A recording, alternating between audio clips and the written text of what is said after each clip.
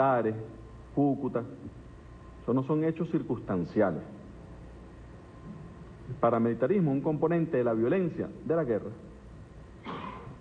que procura precisamente fraguar condiciones adversas, hostiles desde el punto de vista del desarrollo de un proceso político, que lo que más, uno de sus grandes triunfos es haber creado cotidianidad, haber creado vida al venezolano.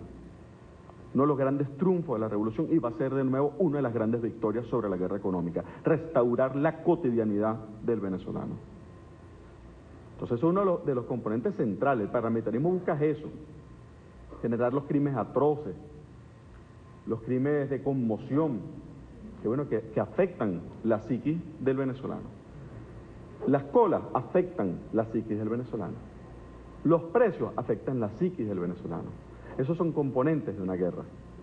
No son hechos circunstanciales, son componentes de una guerra. Pero les decía que uno de los elementos curiosísimos es cómo generar un componente circular y cómo generan perturbación en el mercado y en la moneda, y resulta que tienen la guerra más barata de las que han librado, con el botín más caro de todos los que podrían tener. Agarran y 5 o 10 dólares lo convierten en el soborno de unos pobres muchachos para que hagan guarimba y pagan el cierre y tranca de calle.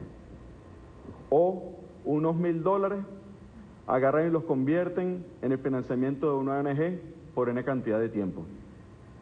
Se le crearon un circular desde el punto de vista de los recursos, que es un hecho prácticamente inédito, de cómo agarraron y crearon precisamente un mecanismo donde inyectaban recursos. Un hecho es curioso, yo quiero traerlo a colación, pasa inadvertido. Algunas de las denuncias que ha hecho la Fuerza Armada Nacional en cuanto a el derribo de aeronaves, etcétera, y algunas embarcaciones o alguna gente que ha entrado aparentemente con contrabando. Oigan esto, porque parece curioso y pasa inadvertido. El contrabando no ha sido con estupefacientes. Lo que han encontrado son maletas de dólares en esos aeronaves y en algunas de las embarcaciones. ¿No es curioso que metan esos dólares precisamente? Eso tiene que ser un elemento, evidentemente, de muestra para cualquier país racional, cualquier visión consciente de lo que son elementos de perturbación desde el punto de vista de la guerra. ¿Qué está en Venezuela? ¿Qué es lo que es Venezuela? Porque ese es el otro elemento. Entonces, hay unos elementos desde el punto de vista de conducta histórica, pero ¿qué representa Venezuela en términos reales? Bueno, Venezuela, lo interno, es nada más y nada menos, así como el dorado, el botín más preciado. Para unos señores, Venezuela es el botín. Es el botín de las primeras reservas de petróleo del mundo. Es el botín.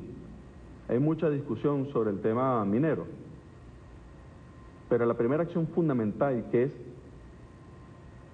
saber qué es lo que hay, que es la certificación de reservas, llevaría a que Venezuela seguramente no ocupa el puesto 2 en reservas de oro, sino que el puesto 2 en reservas de oro. Eso no necesita necesariamente que se vaya a explotar el oro, pero el reconocimiento de lo que está es un acto de soberanía. Probablemente segundo lugar de reservas de oro, entre los 10 primeros de hierro y bauxita.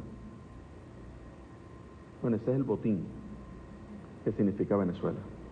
Pero además significa un botín adicional, que es que se quiere, nosotros lo decimos con mucha humildad, porque nosotros no padecemos, o sea, precisamente por ser chavistas, no padecemos de esas chocancias, pero Venezuela es indudable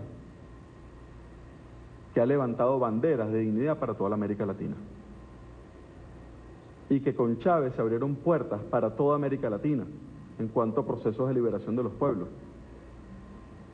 Lo que significó la década del 2000, lo que ha significado estos 16 años, o sea, son inéditos en cuanto a proliferación de movimientos de liberación de los países. Detrás de Venezuela lo que está buscándose es una desmoralización de la causa de los pueblos. Eso es lo que se está buscando detrás de Venezuela. Por eso para ellos no les importa solamente tratar de desplazarnos del poder, sino que adicionalmente les interesa buscar aniquilar la causa de los pueblos. Ese es un objetivo fundamental desde el punto de vista de la guerra económica. Adicionalmente, y es muy importante que lo tengamos, está el componente vinculado a lo que se ha querido decir en el debate, el problema del modelo.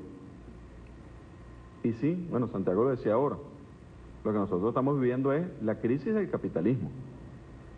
Ojalá nosotros estuviéramos en alguna fase del socialismo. Nosotros tenemos políticas socialistas en un gobierno revolucionario, pero nosotros no estamos en el socialismo. Ya los hubiésemos derrotado en la guerra económica. Ya los hubiésemos derrotado. Hubiese otra forma de organización de los factores de producción. Hubiese otra forma de organización de los mecanismos de distribución y de logística en el país. Amigos, avanzamos con otros temas porque desde la Universidad Nacional Experimental de la Seguridad se realiza el día de hoy una jornada de buenas prácticas. Allí está Javier Nichirinos y nos cuenta de qué se trata.